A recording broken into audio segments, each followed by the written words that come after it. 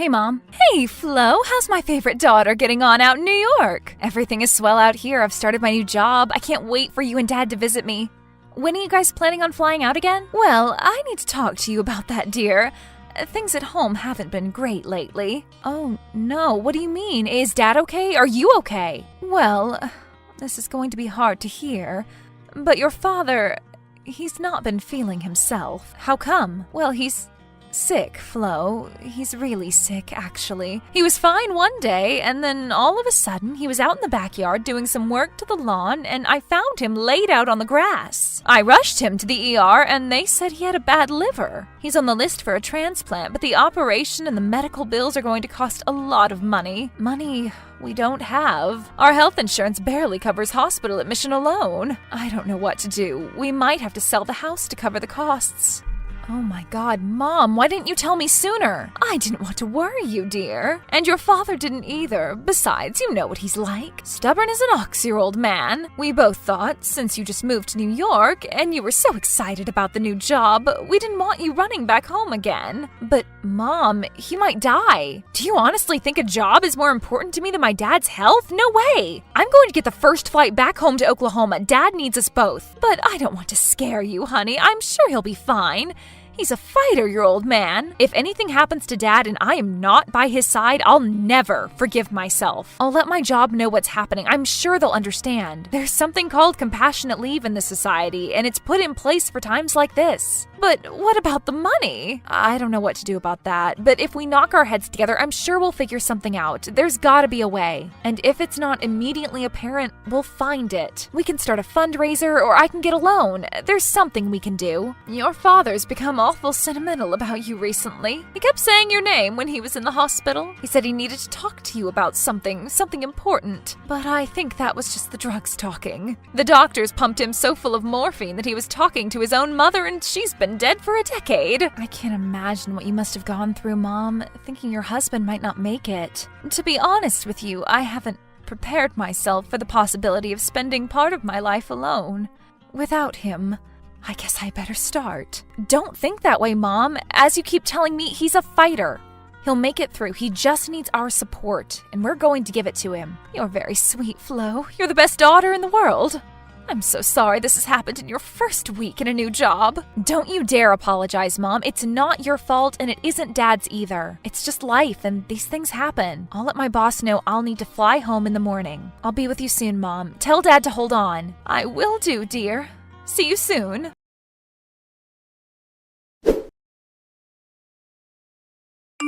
Hello, is this Flo Anderton? Yes, who's this? I'm Blake. Blake Fairlight. I'm part of the Fairlight family. Have you heard of us? I mean, I think so, yeah. You're the son of John Fairlight, right? The real estate mogul? Yes, that's right. Oh my gosh, I'm so sorry for your loss. I saw that he passed away in the news. Yes, that's correct, and thank you. But why are you contacting me? Well, I'm about to come to that. You see, when my father died, the family was distraught. That should come as no surprise. My father was a brilliant man, and despite also being a man of enormous wealth, he was also a very generous man. He gave to charity, and he helped build many schools and hospitals. He spent much of his life attempting to bestow upon his children the merits of his legacy. He taught us to be kind and generous with our wealth like him, and that was our intention, to continue his legacy. Well, that's incredibly nice of you. I hope you do that, Blake.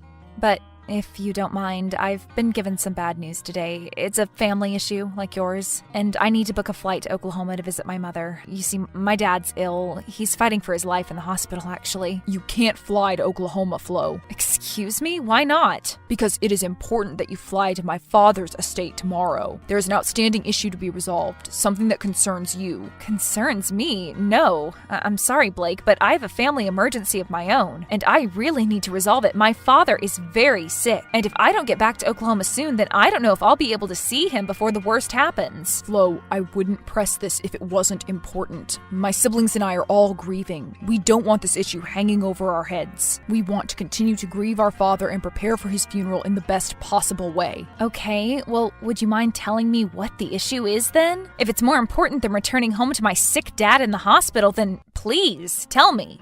What is it? As I said before, my father trusted his children with his legacy. My mom is no longer with us, and so he has left all his money to his children. Well, That was our understanding when we gathered to hear the reading of his will. So imagine our surprise when our family lawyer read the contents of his will and revealed that we are only entitled to 30% of his estate. Now that's no small number indeed, considering my father's wealth. We assumed, given his charitable nature, that he had left the remaining 70% to a children's hospital or a charity. But no, he had left 70% of his estate to you, Flo. You and only you. Excuse me? Me? Yes, you. Trust me, I was as surprised as you are, until 3 days ago. I had never heard of you before, not once. That's insane. I have nothing to do with your family. There must be some kind of mistake. Well, I thought that too, so considering I come from a family of considerable wealth, I put a lot of money into finding out exactly who you are. A private investigator found out that you are Flo Anderton of Oklahoma City, Oklahoma. That's right. Born to Iris and George Anderton, two hardworking, blue-collar pillars of our good society. So why did my dad leave the majority of his billions to a girl in Oklahoma who has so little to do with one of the wealthiest families in America, I wonder? I don't know. Well, I can't ask my father because he's no longer with us, so I did some digging. And he has a file on you, Flo. He has for the past 22 years. Every school you ever attended, every boy you ever dated, and then I saw your house in Oklahoma. Well, the house your parents own anyway. It's a mighty fine house to live in for such unassuming folk. Your father was a mechanic before he retired, wasn't he? He was. And your mother,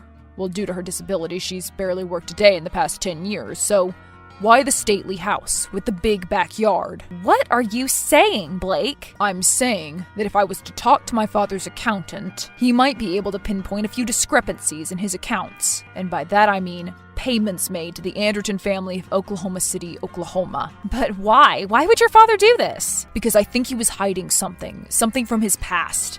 I don't know what it is, but I intend to get to the bottom of it. But since you are in New York and we are in Florida, there's no resolving the issue until you're here. Resolve? How? How can it be resolved? Well, as much as I'd like to deny you the money that you're owed, I can't. Legally, it's yours. My father stipulated in his will that 70% of his estate was to be left to you and you alone. And so there's nothing I or my family can do about that. But I personally feel as though it is an insult to his memory that you would consider taking the money, considering you have not so much as exchanged a word with him your entire life. But that's something you will need to consider when you arrive in Florida. There are papers to sign, legal papers, before your share of the estate can be handed over to you. So, you're telling me, in not a very pleasant way, I might add, that I'm a billionaire? Unfortunately, yes, you are.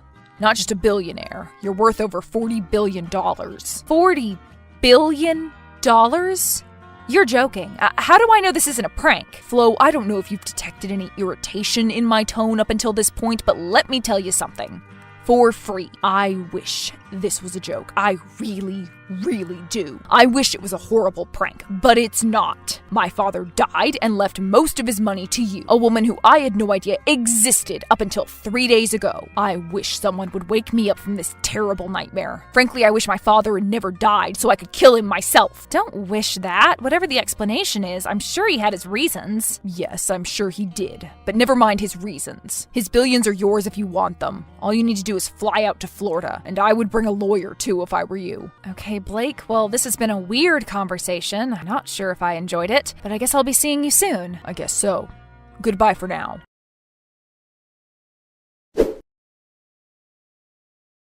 Mom? Yes, dear? Is everything okay? Was your boss okay with you booking some time off to come home? Yeah, she was very kind and understanding, but something has come up. Something so strange that I can hardly believe it's happened. I have to keep checking my phone to see if it's real. What is it, dear? Well, have you heard of John Fairlight? He's a property mogul. He lives in Florida. Well, he lived in Florida when he was alive. Yes. Well, his son Blake, at least I think it's Blake and not some prank caller. Well, Blake messaged me earlier and said that John Fairlight had left 70% of his estate to me, and his children only 30% of his estate. I mean billions of dollars left to me. Why me?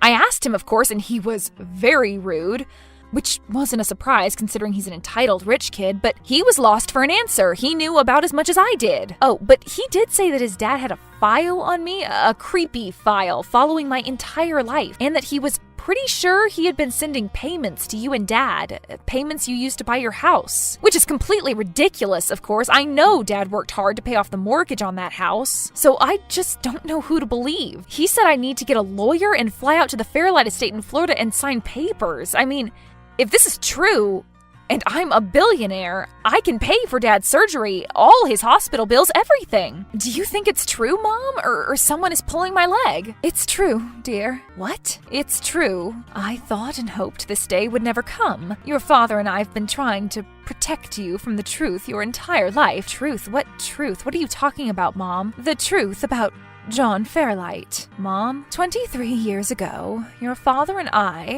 we were having problems. He was drinking a lot, and I'm ashamed to admit it, but I had an affair. I had an affair with the man I was working for at the time as a housekeeper. That man was John Fairlight. John was also a married man, but he had his lovers, and that was common knowledge amongst his close circle. Probably even his wife knew. But John was careful when it came to his extramarital affairs. However, I was not.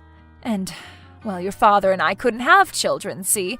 Your father couldn't. He took the news pretty hard, and that's why he started drinking. So he was surprised when he found out that I was pregnant with you. What are you saying, Mom? I'm saying that your father, your real father, George Anderton, is not your biological father. That man is John Fairlight. No. Yes, dear, I'm so sorry you had to find out like this. John found out that I was pregnant. He told me to get an abortion. He couldn't let the situation turn into a scandal for his family. But I knew how much George wanted a child. When I told George I was pregnant, he couldn't believe it. He thought you were his. But the more you grew up, the more he had his suspicions. And then he wanted a DNA test.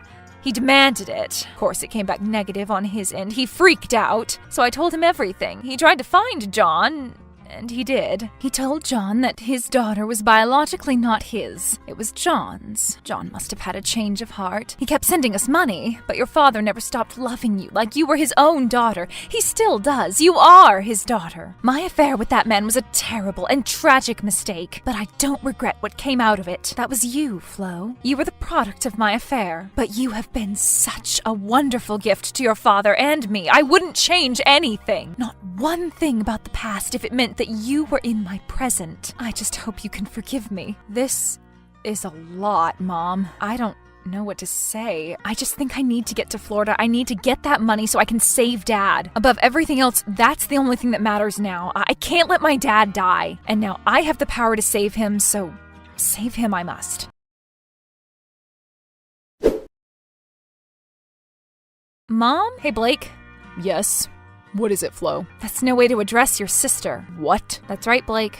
I'm your sister, and I'm on my way to Florida to take what's mine.